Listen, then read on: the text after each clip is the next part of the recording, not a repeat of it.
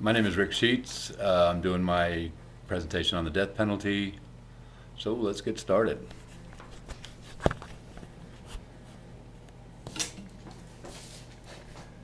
Okay, over 1,300 people have been executed in the United States since the death penalty was reinstated in 1977, most by lethal injection.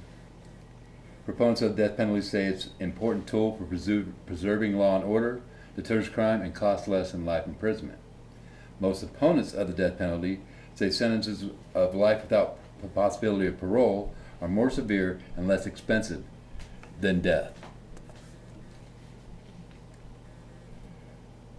My paper will explore many different aspects of the death penalty and try to make some sense of some of the arguments. I'll give you a brief history, talk about some crimes, DNA evidence, ethical issues, courts and attorneys, and of course retribution versus deterrence.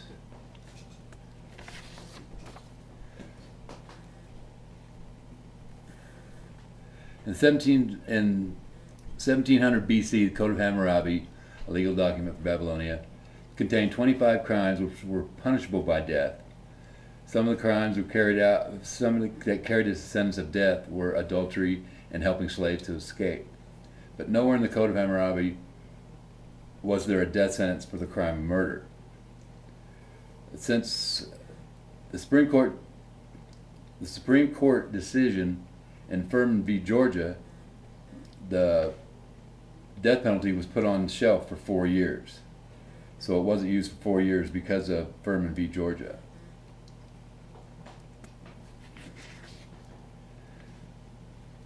Executions accompanied America's birth. Indeed, in many European settlements that became the United States, killing offenders appeared as penal policy. The first sustained English settlement in North America became the site of its first recorded execution. Within months of founding in 1607, Jamestown, Virginia executed George Kendall.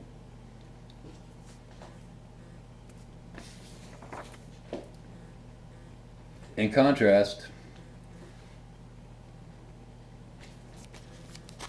to the transformation of the legal process, capital trials, many assume that the nature of public discourse about capital punishment has remained relatively static, with the same well-worn arguments about the morality, the wisdom of death penalty recycled through generations.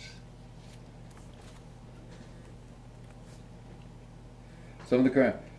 In state courts, the death penalty can be imposed for first-degree murder, premeditated, or felony murder,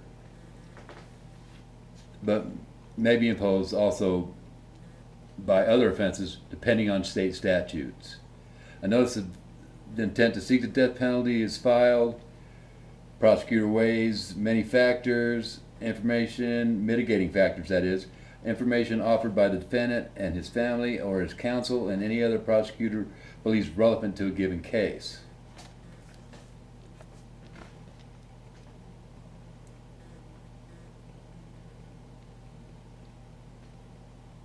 The capital trial is divided into two separate parts.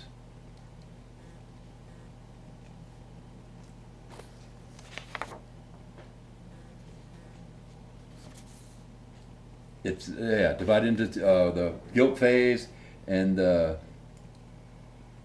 aggravation or sentencing phase. And due to Ring v. Arizona, that took the power out of the judge's hands. The judge was no longer to decide whether a person was put to death or not. It was put in the juries. Juries only can decide that. Once a capital murder trial has begun, it proceeds like any other first-degree murder trial. If the trial court decides that the state has proven beyond a reasonable doubt at least one of the aggravating mitigating circumstances, then a sentence of death can be imposed. Even though most states have the death penalty, they will not seek the death penalty unless a murder has been committed. Some states do, but it's depending on the circumstance and depending on the state.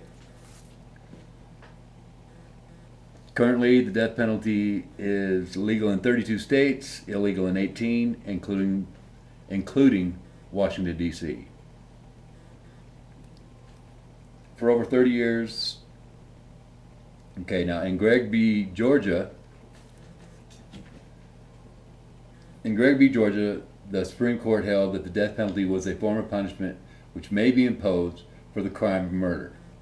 The Supreme Court in Coker v. Georgia, in 77, a year later, also determined that the death penalty is not constitutionally permissible for the crime of rape when the victim is an adult woman. In Kennedy v. Louisiana, the Supreme Court held that the state cannot impose the death penalty upon an individual for the crime of child rape because the sentence was unconstitutional, even though 6 states was allowing that the death penalty was good for in cases including child rape. Okay, DNA evidence. DNA evidence may be more accurate and reliable than any other form of forensic evidence. It's still fundamentally prone to uncertainties at all stages.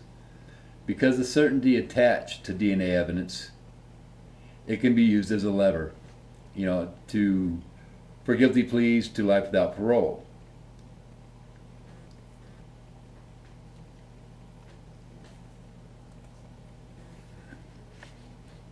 DNA profiling is different in many ways because it came out of academic science rather than police laboratories. It gained public trust. DNA profiling is based on the fundamental premise that, with the exception of identical twins, no two human beings have the same genetic makeup.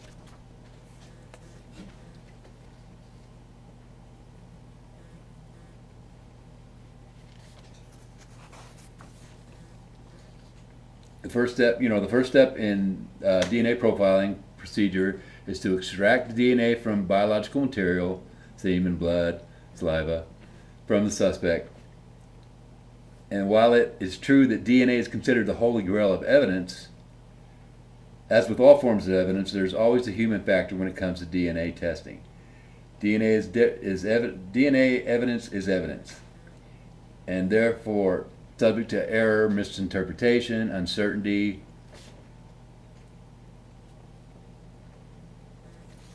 The police department in Houston, Texas, had its crime lab shut down after it discovered employees had mishandled DNA evidence, in many cases lied in court, even fabricated evidence. So even though DNA is the most reliable evidence, it comes to determining the guilt or innocence of a defendant, the human factor still comes into play.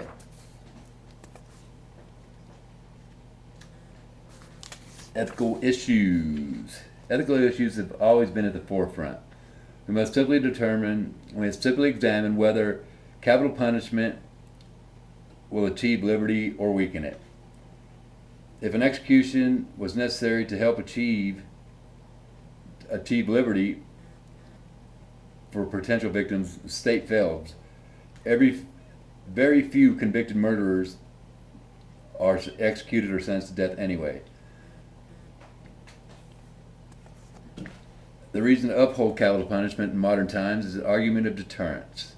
Still, it is debated whether capital punishment violates the Eighth Amendment ban on cruel and unusual punishment.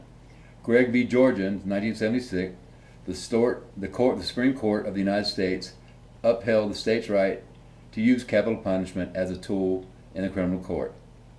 It emphasized the role in capital punishment where it is the community belief that crimes are themselves so grievous an affront to humanity that only adequate response may be a penalty of death.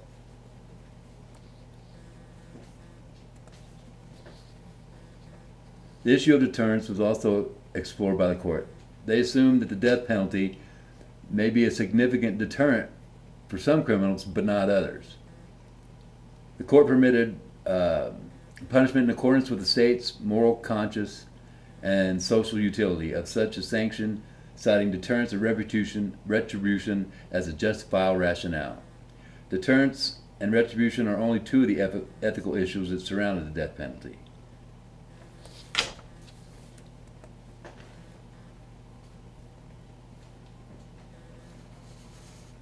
A significant study was conducted on racial disparities and the death penalty in the state of Texas, especially Harris County, home to Houston and surrounding area.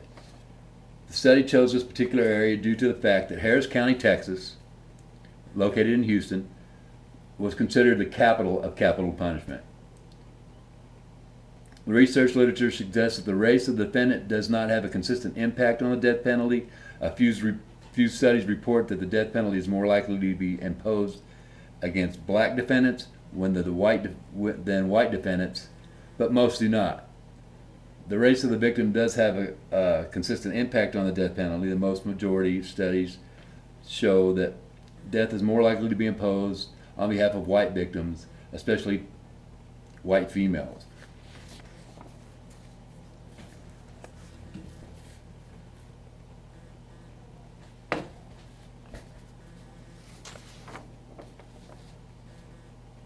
Now, focusing on racial disparities in Texas, like shooting fish in a barrel.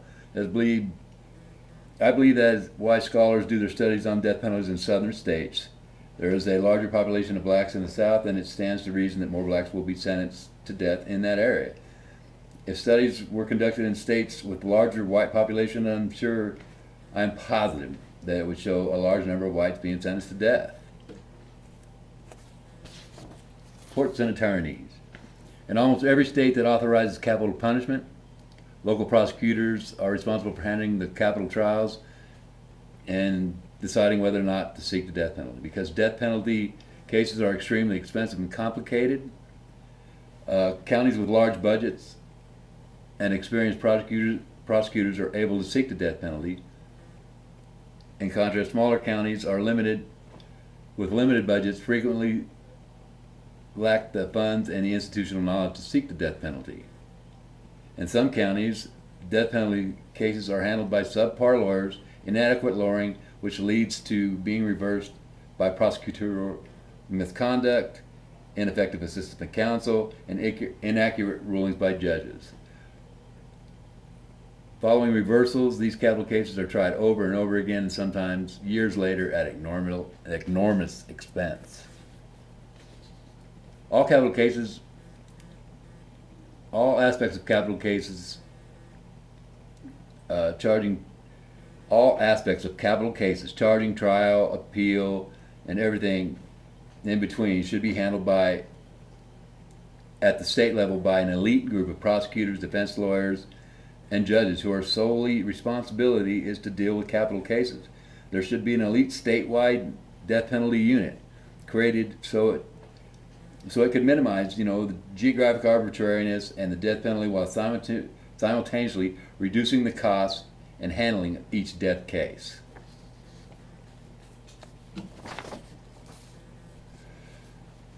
Recent research shows that executions carried out is correlated with 74 fewer murders the following year.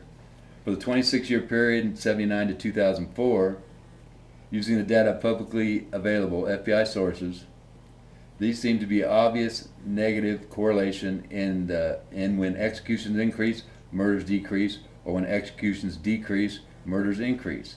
Research to date of capital punishment on crime is not informative about whether capital punishment decreases or increases or has no effect on crime rates. So once again, I show conflicting evidence as to the deterrence effect on the death penalty. As with any cause, it doesn't matter what you're trying to prove or disprove. There will always be someone out there to disagree with you and have relevant research to back it up.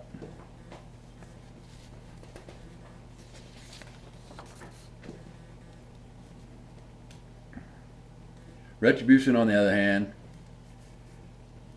is confused with revenge, which is not the case. Even though a feeling of vengeance may accompany the victim or their family, when the person is punished, it's not the victim or their family that's doing the punishment.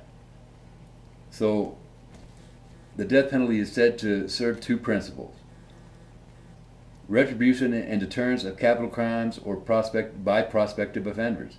In part, capital punishment is an expression of society's moral outrage and particularly offensive conduct.